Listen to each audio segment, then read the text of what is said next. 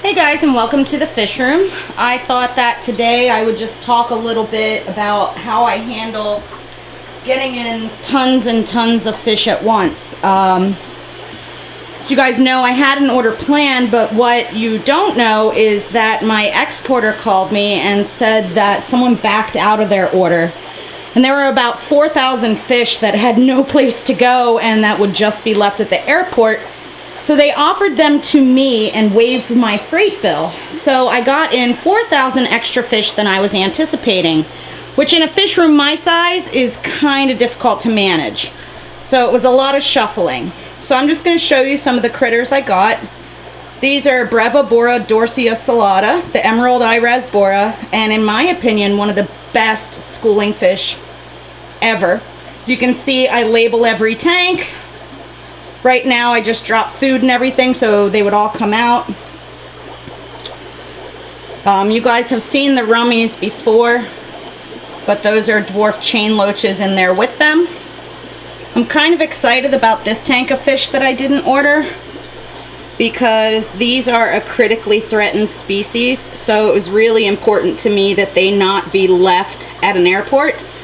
These are a licorice gourami, the strawberry licorice gourami, and they came in gorgeous. So I'm going to be trying really hard to place these with people that are prepared to provide very, very soft water and spawning situation for this fish. Their habitats are just being destroyed, and when these guys are in breeding dress, you would not believe their finnage. Because you guys seem so interested in my wild bettas, I got in a large group of the green spot betta, or Betta coccina,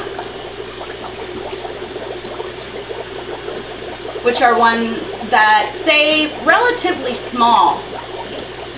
They're still settling in, obviously. I've only had these guys for 24 hours. And then down here is one of 3 groups of Sowelia I got. They all had a different name, and I was hoping they were different species. But it looks like I got 2 of the lineolata and 1 of the SEW01, which I'll show you shortly. I still have not gotten my shrimp order. Hopefully tomorrow.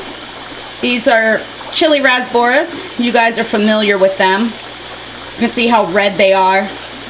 And again, I'm using that O-nip tablet so that everybody comes to the front and I can get a good look at them.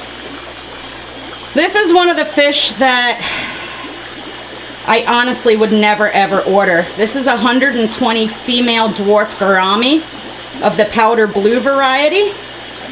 They have their certificates for being disease free.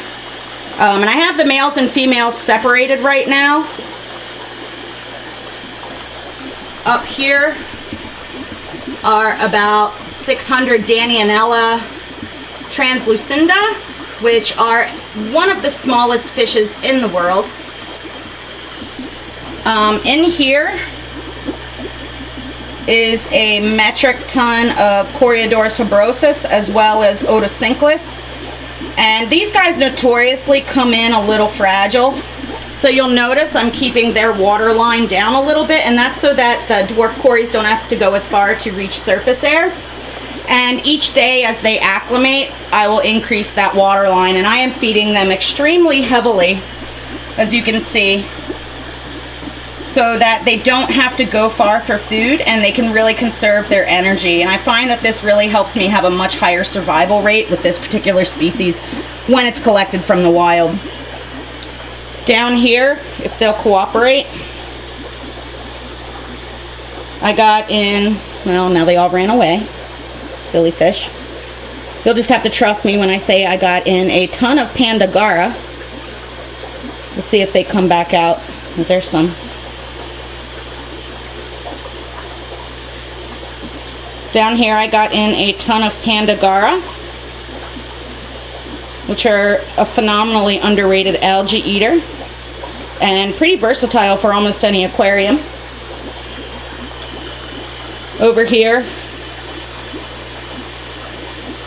we have SV rasboras, which are one of my favorites. Now these are pretty tiny still, but they fire up a bright copper color.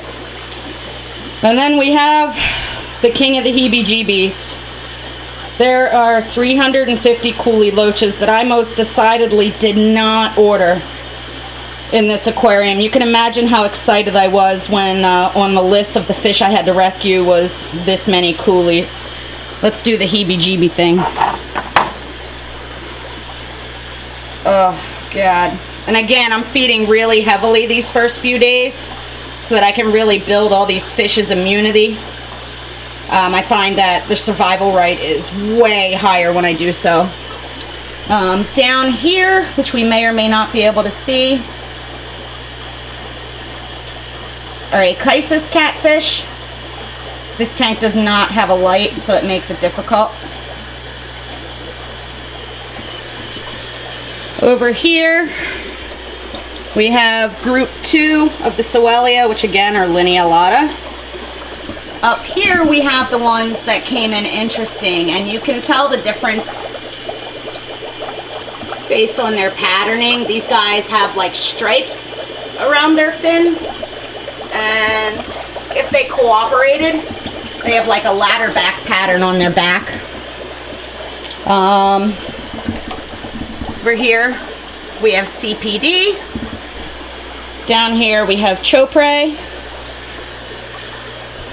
Over here we have a really cool but fragile little catfish called Hyalobagus flavus, the ornate yellow spot or Sumatran catfish. I adore them. Now apparently the person who bailed on their order also adored them because I have 500, which is a bit more than I prefer to have in stock at once. But they're a really cool catfish, so it'll be fine.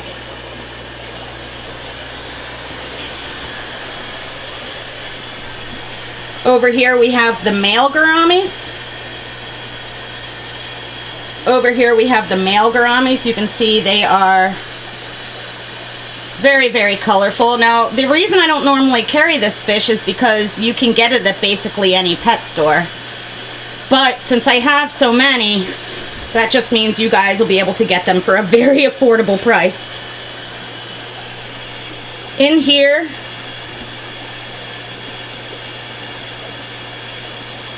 next door we have chocolate gourami, which is a species I've really been wanting to get in to show you guys because they're super cool and they come from peat swamps. And these are the dwarf variety. That's some sort of... So, they're a neat fish. And I'm keeping their tank pretty dim and with lots of plants. Just because they're a pretty fragile species and I want to make sure they're super comfortable. But they're gorgeous. I've left a lot of tanks still empty. Oh, because I'm supposed... Now, as we look around the fish room, you'll see lots of tanks with yellow tags still up, and those are ones that are set up to receive my shrimp order, hopefully tomorrow.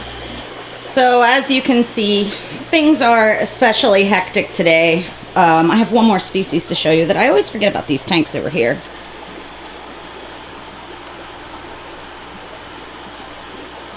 These are the Sunda Danio Blue. Tomorrow I will add a bunch of plants in with them because they came in absolutely perfect, but they're not coloring up as fully as they could since their tank is pretty bare.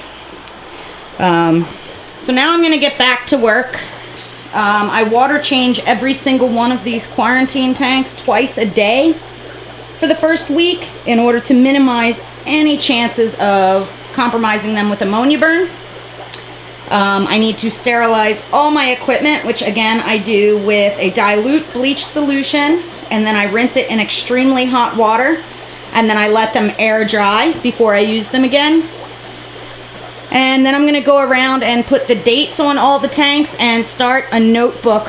I still do it with paper, but I think it's really, really important to take very good notes when I get in fresh imports. So I will write down each species, and then each day as I water change, I'll put a little mark, and if anything has to be medicated, I will note that. And just try and keep really diligent records. That way when my customers come to me, I can say, That way when my customers come to me, I can let them know exactly what the fish are eating, how well they're eating, if I had any losses, and how long their quarantine period lasted.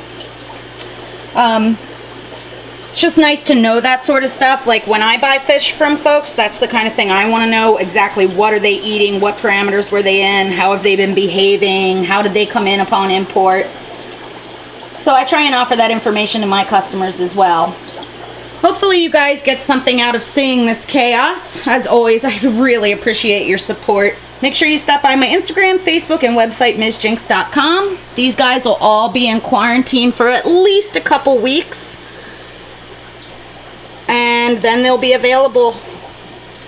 As always, thank you guys so much for your continued support. Let me know if you have any comments, suggestions, or questions below.